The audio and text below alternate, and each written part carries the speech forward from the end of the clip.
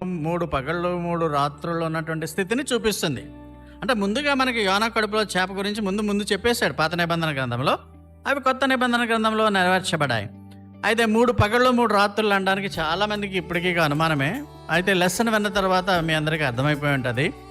యూదుల గణన ప్రకారము దాన్ని ఏమంటారంటే, యూదులు క్యాలిక్యులేషన్స్ ఎలా చేస్తారంటే, ఈ దినాలు లెక్కించేటప్పుడు ఇవాళ డే స్టార్ట్ అయింది ఆదివారం పొద్దుట. ఒక ప్రక్రియ ఏదో ఉదయం జరిగిపోయింది, మనం ఆరాధన చేసేసాం.